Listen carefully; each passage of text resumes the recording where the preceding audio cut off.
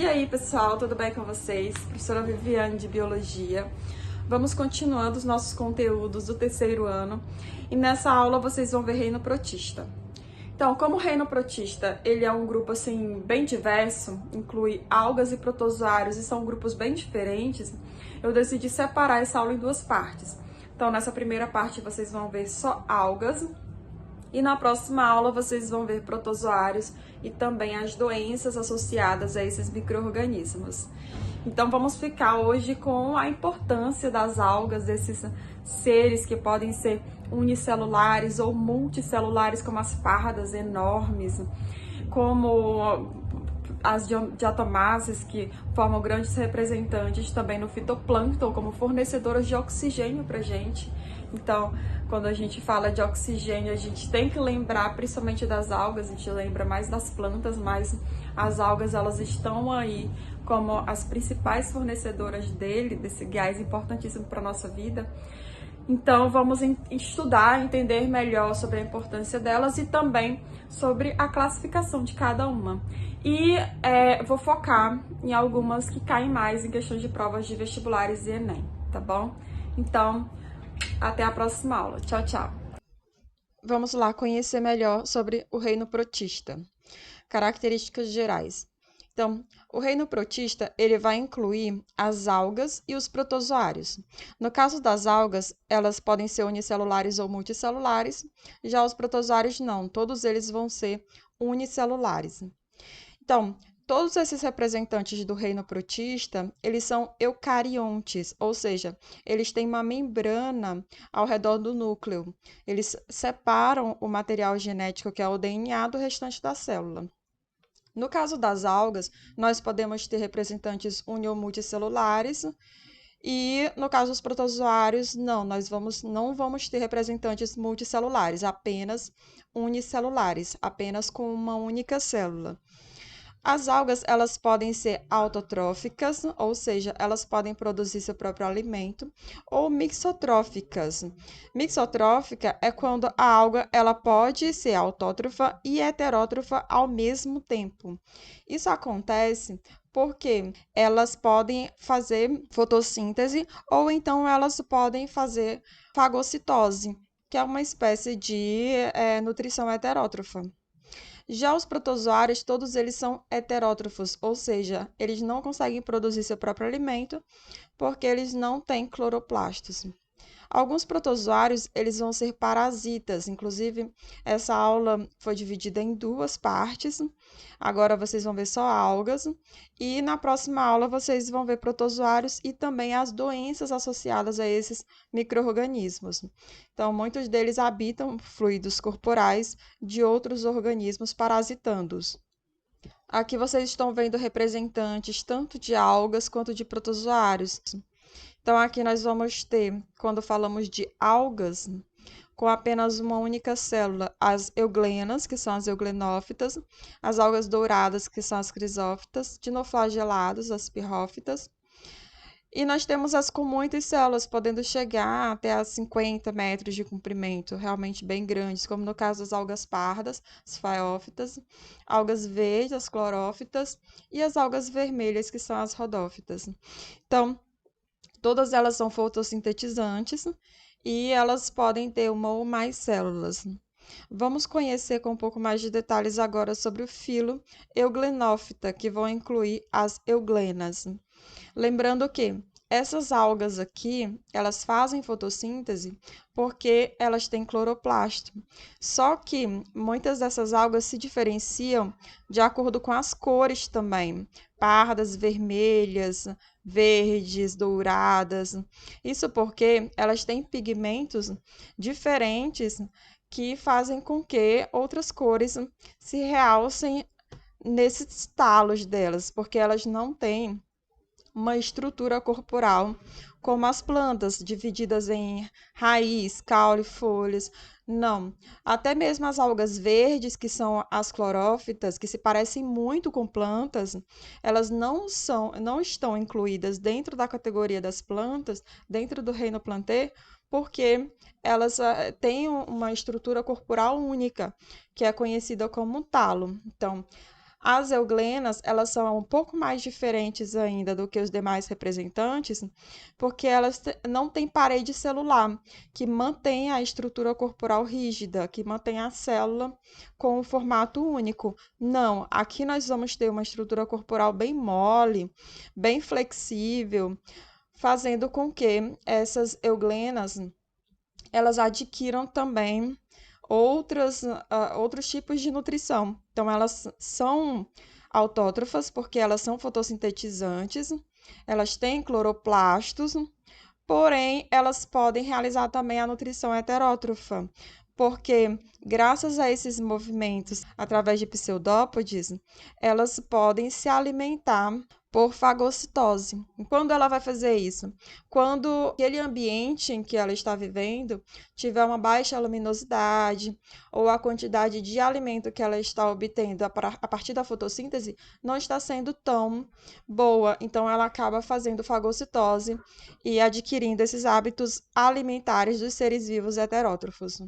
As euglenas elas vão ter apenas uma única célula, portanto elas são unicelulares, são microscópicas e aqui elas vão ser bastante móveis, porque elas têm uma estrutura que é chamada de flagelo, que faz com que ela adquira uma grande mobilidade. O segundo grupo de algas também é uma alga unicelular, que pode ser, inclusive, chamada de vários nomes, como, por exemplo, de crisófitas ou crisofícias, pode ser conhecida também como alga dourada, diatomácea, bacillariófita. Então, são alguns nomes que estão tanto na classificação mais antiga quanto na mais atual. Ou seja, alguns grupos de algas microscópicas unicelulares foram colocados aqui dentro e por isso que nós conhecemos esses grupos de algas aqui com vários nomes agora. Então, o mais legal de saber sobre essas algas é que elas têm uma parede celular. Então, ao contrário das euglenas, aqui nós vamos encontrar uma parede celular ao redor da célula. E isso vai fazer com que essa célula adquira uma estrutura bem rígida. Então, olha só essa imagem. Quando essas células morrem, isso vai provocando um depósito de uma substância conhecida como diatomito. E esse diatomito, que é uma substância porosa e rígida, acaba sendo utilizado pelo ser humano para várias finalidades, como, por exemplo, na fabricação de pasta de dente, vários materiais para construção também são produzidos a partir dessa substância do diatomito, que surge com o depósito dessas células a partir do momento em que elas morrem. A nutrição delas é mixotrófica, podem ser autótrofas ou heterótrofas, e essas são algas muito abundantes no fitoplâncton. Então, nós vamos encontrá-la bastante no oceano. O terceiro grupo de algas também bem interessante, só que além de interessante é o campeão em questões de provas de vestibulares e Enem, é o Filopirrófita, que inclui os dinoflagelados. Então, vocês podem conhecer como pirrofícias ou pirrófitas ou dinoflagelados. Então, é um tipo de alga que mais cai em provas, por quê? Porque aqui nós temos o fenômeno da maré vermelha. E também, além desse fenômeno da maré vermelha, nós temos um outro fenômeno muito interessante que acontece com a reprodução exagerada dessas algas, de algumas delas, é a bioluminescência. Então, nós vamos ter aqui algumas algas produzindo uma enzima chamada de luciferase, que produz luz e nos dá essa beleza aqui de imagens. Mas voltando aqui para a maré vermelha, muito cuidado, porque as questões de provas tentam confundir o estudante, dizendo que a maré vermelha é provocada pelas algas vermelhas, e não, tá bom? A maré vermelha é causada por dinoflagelados. Vocês vão ver as algas vermelhas daqui a pouco, nos próximos slides, mas ela não causa esse fenômeno da maré vermelha. Os examinadores sabem que os alunos se confundem com os termos, com esses nomes, e acabam sempre jogando essa pegadinha. Mas vamos lá, no caso da maré vermelha, nós vamos ter esse fenômeno quando nós tivermos uma proliferação excessiva de algas desse filo das pirrófitas ou dinoflagelados. Então, essas algas em grande quantidade acabam liberando uma toxina, e essa toxina ela vai ser muito prejudicial para os organismos marinhos, inclusive até para nós seres humanos. Então, caso a gente entre em contato com essa toxina ingerindo ou se alimentando de algum organismo como fruto do mar, principalmente moluscos, os filtradores que acumulam essas toxinas dentro deles, nós podemos acabar chegando até, inclusive, falecermos. Então, são toxinas realmente muito fortes e muito prejudiciais a toda a vida marinha. E algumas questões podem acabar fazendo uma associação do fenômeno da maré vermelha com a eutrofização. Isso porque as duas alterações ambientais vão ser provocadas pelo excesso de nutrientes nas algas. Só que no caso da maré vermelha, nós podemos ter algo natural mesmo do ambiente. Então, nem sempre o excesso de nutrientes é que vai causar esse excesso, essa reprodução excessiva de algas. No caso da eutrofização, sim. O excesso de nutrientes vindo de esgoto doméstico, principalmente também de fertilizantes, pode fazer com que o número de algas ali daquele rio, daquele local aquático, se multiplique em uma quantidade muito grande. No caso da maré vermelha, nós podemos ter algo natural também aqui, provocando essa multiplicação excessiva. Essas algas são unicelulares, têm apenas uma única célula. Junto com as diatomáceas, elas vão formar uma grande parte do fitoplâncton. Vamos conhecer agora esse grupo de algas, que são conhecidas como algas pardas, do filo Phaeophyta, ou Phaeophyceas. Então, elas são interessantes porque elas são multicelulares, elas têm muitas células, então elas podem ser enormes, elas podem atingir até mais de 50 metros de comprimento. Aqui vocês podem ver uma floresta de kelps, uma pessoa segurando uma dessas algas.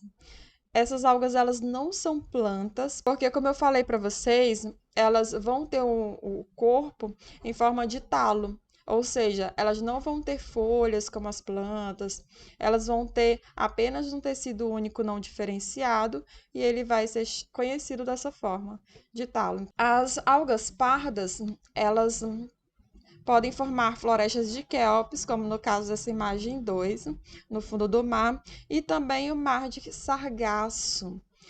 Esse mar de sargaço, ele é formado porque essas algas, elas têm essas bolinhas que fazem com que elas adquiram a capacidade de flutuar ali sobre as águas. Então, essas bolsinhas aqui de ar fazem com que elas flutuem e elas vão se dispersando, formando acúmulos de algas, como é do gênero sargaço, nós acabamos chamando de mar de sargaço. Isso acontece no Atlântico Norte. Elas se espalham em grandes quantidades aqui pelo oceano. A importância dessas algas é que a parede celular delas é composta por celulose e pelo polissacarídeo alginato. Ou seja, esse alginato ele é muito utilizado na indústria alimentícia, sorvete, e também na produção de cosméticos, como no caso dos cremes. Além disso, elas podem ser utilizadas também como moldes dentários. Então, tudo isso é porque esse alginato ele dá uma consistência a esses produtos. Por isso que ele é muito utilizado para essas finalidades. E agora vamos conhecer as famosas algas vermelhas, ou rodophyceas, ou rodófitas. Elas não vão causar a maré vermelha, ok? Isso vocês já sabem muito bem. Porque essas algas vermelhas, embora elas tenham essa coloração vermelha, elas não são responsáveis por aquele fenômeno, elas não liberam aquelas toxinas quando estão em quantidade muito grande. Então, aqui são algas multicelulares também, são algas bem grandes, e elas vão ter uma parede celular de celulose e também de agar. Então, esses dois materiais aqui vão fazer com que esses tipos de algas tenham particularidades diferentes das demais, principalmente por causa dessa substância, o agar, que é muito utilizado como matéria-prima para a fabricação de várias coisas, como, por exemplo, a gelatina, mas principalmente esse substrato aqui, no caso do agar, é utilizado como meio de cultura de bactérias e fungos no laboratório. Então, olha só a importância, o que o ser humano já conseguiu descobrir em relação a esses micro-organismos aqui, como no caso de bactérias e também fungos em laboratório, principalmente por conta do agar, que é essa substância aqui gelatinosa que fica nessa placa de Petri, que é essa placa redonda utilizada em laboratórios como meio de cultura. Então, aqui nós vamos ter, além dessa finalidade aqui da produção do agar para gelatina e para um substrato utilizado por bactérias e fungos, também é utilizado no sushi. Então, essa alga aqui que vocês veem no sushi, na verdade é a alga vermelha. E o último grupo aqui para conhecermos é o grupo das clorófitas, ou clorofícias, que são as algas verdes. Essas algas verdes são unicelulares, podendo também serem multicelulares, como no caso dessas espécies aqui da uva, que é também conhecida como alface do mar. Então, a maioria delas, inclusive, é multicelular. Poucas espécies dentro desse filo são unicelular, como no caso da Volvox. Então, aqui no caso das algas verdes, nós vamos ter um pigmento fotossintetizante, que é a clorofila. Por isso que elas vão ter essa coloração e vão ter também uma semelhança muito parecida com as plantas. Inclusive, o tipo de clorofila A e B é o mesmo tipo presente nas plantas. São os principais encontrados nas plantas. Então, esse é o grupo mais próximo evolutivamente falando das plantas, certo? Inclusive, isso vai ser bem importante na aula de botânica, porque nós conhecemos os grupos, né, das briófitas, pteridófitas, gimnospermas, angiospermas. E aí, para nós falarmos de todos esses grupos, antes das briófitas, que é o grupo mais simples, nós falamos do seu grupo ancestral, que no caso aqui vão ser as algas verdes. A parede celular dela vai ser de celulose, que é a mesma também encontrada nas plantas, e nós podemos encontrá-las em ambientes terrestres, ambientes marinhos e também em água doce. Essas algas verdes, elas podem ser encontradas em diferentes tipos de ambiente. Então, dentro desse grupo, nós vamos encontrar algas microscópicas ou algas macroscópicas, certo? Então, nós terminamos os 6 grupos de algas. Nós vamos, agora na sequência, falarmos sobre os tipos de reprodução que elas podem fazer. Então, vocês vão conhecer o tipo de reprodução assexuada, mais comum, e o tipo de reprodução sexuada. As algas, elas podem fazer reprodução assexuada, também conhecida como divisão binária, cisparidade, bipartição, como no caso das bactérias, quando elas duplicam o seu material genético e formam 2 novas células filhas. Então, aqui eu tenho uma euglena se dividindo e dando origem a 2 novas euglenas. Aqui nós não vamos ter variabilidade genética, porém esse é um processo de reprodução bem rápido e bem simples de acontecer quando nós o comparamos com a reprodução sexuada. Falando em reprodução sexuada, vamos conhecer como acontece a alternância de gerações. Aqui nós vamos ter variabilidade genética, que é algo proporcionado pela reprodução sexuada, porque nós vamos ter união de gametas.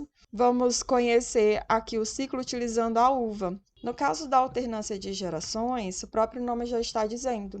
É uma alternância de gerações entre espécies com metade do número de cromossomos, que nós chamamos de haploides, e espécies com o número duplicado de cromossomos, que nós chamamos de diploides.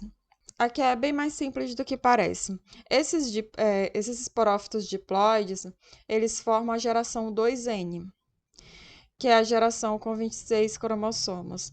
Esses esporos haploides, na verdade, os gametófitos que crescem a partir deles, vão formar a geração haploide, que é também conhecida como geração N.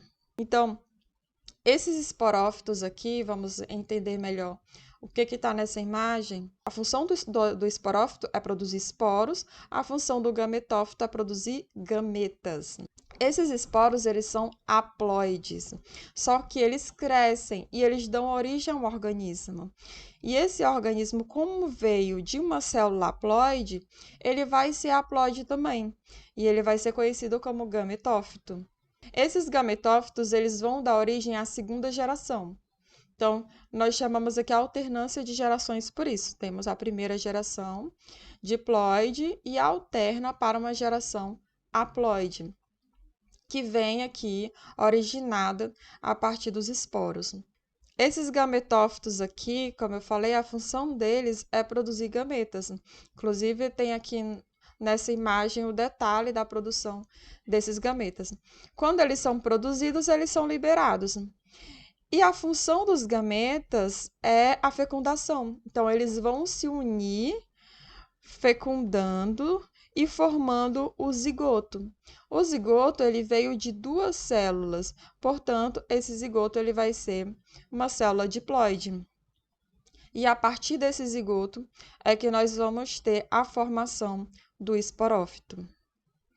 Então, a meiose vai acontecer no adulto diploide, no adulto 2N, formando esporos, como no caso aqui do esporófito. Os esporos eles vão originar o organismo adulto haploide, que é esse adulto aqui, o gametófito. Esse tipo de reprodução vai acontecer também nas plantas, inclusive quando tem questões de vestibulares falando só sobre a alternância de gerações, fala principalmente sobre as plantas, e também vai acontecer na maioria dos fungos e aqui nas algas, que eu estou dando um exemplo da espécie Uva lactuca. E para não ficar nenhuma dúvida, né, em qual geração é haploide e diploide, nós vamos ter a meiose ocorrendo aqui no indivíduo adulto, que é o esporófito, formando os esporos, que são haploides.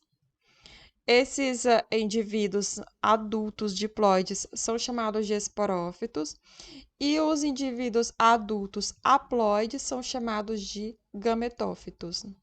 E é isso, gente. Assim encerramos essa primeira parte do capítulo de reino protista. Já finalizamos essa parte de algas e na próxima aula vocês vão ver protozoários e também as doenças associadas a eles. Até mais. Tchau, tchau.